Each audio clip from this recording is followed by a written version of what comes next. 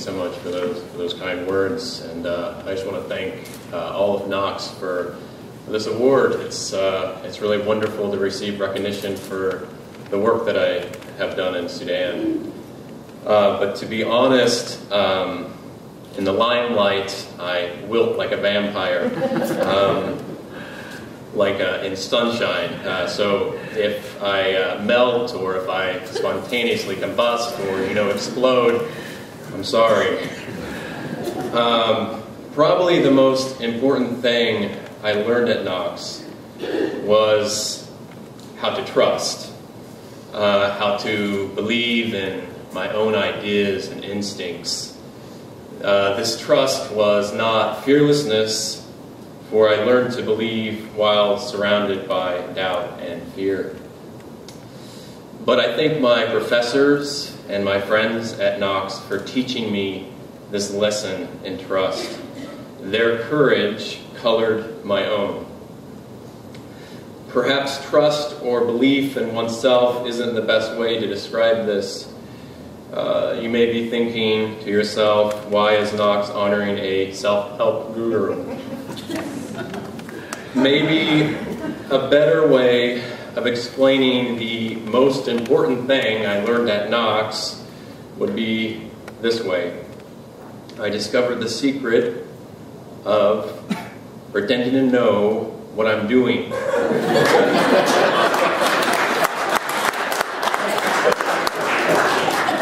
Yes. Pretending to know. PTK. PTK is a way of doing things that has aided fools, poets, and geniuses in becoming a little more like themselves. PTK is my patron saint. I have had varying degrees of success in applying this method to my life at Knox and after Knox. When I joined Teach for America right out of college, they gave me a classroom and they said, teach an entire elementary school about art. My response? Nice. I'll just PTK it. And I did. 500 some students in a low-income community near the banks of the Mississippi River learned about figure drawing and painting and Van Gogh and the problem he had with his ear. And I have to tell you, second graders are really interested in dismemberment. By the end of my 2 years in the Mississippi Delta, my students knew the primary colors, could identify a Cubist painting by Picasso, and had engaged in the grand mystery and beauty of artistic creation. After the Delta, as it's been mentioned, I decided to pretend to know how to make a documentary in Sudan. And the documentary was about the creation of a home for orphans. Now here, my PTK philosophy actually didn't serve me so well. I had gotten myself into something I didn't know and couldn't pretend to understand. The language of war, the signatures of disaster, bomb craters on the side of the road, broken down schools, a grenade found by a fatherless child in a field and presented as a gift to us, like a child in another country might show his father a stone he found on a riverbank. My film, in fact, eventually collapsed when I was asked to step in and act as a father to the amazing kids who lived at this home.